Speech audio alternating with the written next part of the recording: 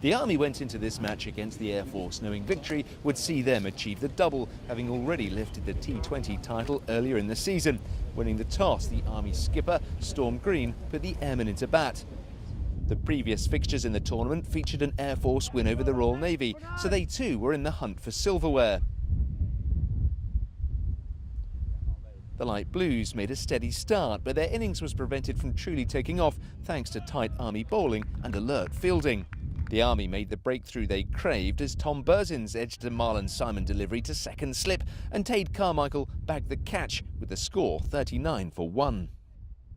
Tom Shorthouse didn't remain at the crease for long as Simon continued his impressive spell with the ball, trapping his opponent LBW as the Air Force slipped to 56 for 2. Diver maintained his assault on the Army attack.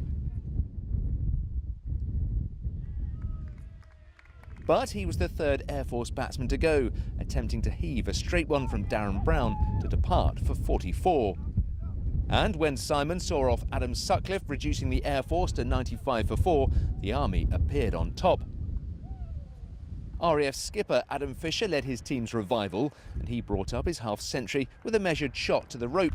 It was a composed knock with his side success resting on his shoulders.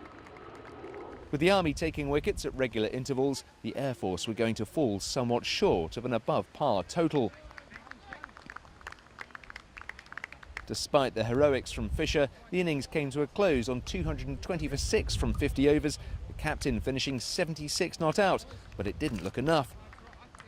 The Army reply was measured as Liam Fletcher and skipper Storm Green set about chasing down the target. But with the score on 50, a moment of tournament history began as Kieran Pearce trundled in to first remove Fletcher.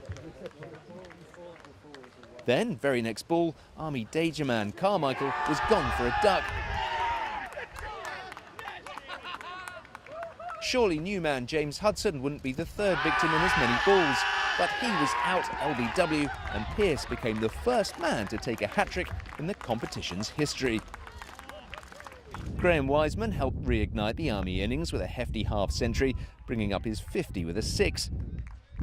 However, he holed out next ball, and with the score 141 for 4, there was still work to be done. Sherwin Govinder chipped in with a 30-run cameo in his final outing before leaving the Army. But the linchpin of the Army innings, without doubt, carrying his bat throughout to guide his team to the title, was Green. His 91 not out, seeing the Army to a 4-wicket victory, the highlight of an eventful deciding match in the inter-services, including the tournament's first ever hat-trick.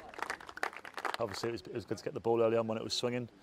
Bowled a couple of good balls early on and luckily they came out all right and got 3 and 3 balls, which was good for me personally, but obviously the end result wasn't quite what we were after.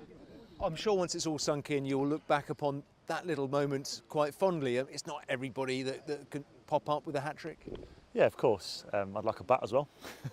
But no, obviously it's a good accomplishment to have. I believe it was the first one in the history, so that is a good personal milestone for myself, yeah. The 100 didn't matter to me. I said it to Graham when he was out there with me blasting it to all parts. I said I'll quite happily land up to the 17 not out if you're still batting with me at the end. It was ultimately just trying to take the team over the line, and it was a hard grafting innings. You know, I haven't batted very well this season. I did okay at Lords, but that's probably my only other substantial innings. So good to grind it out and get the team over the line. What were you thinking at the other end when you saw those 3 quick wickets go down? That it was going to be very difficult, and the RAF made it very difficult. It was a really good, hard game of cricket, and all credit to them for making it so as well. The 2017 Inter-Service Champions, the Army! Another win for the Army as they retained both titles for successive seasons. Julian Evans, Forces News, Uxbridge.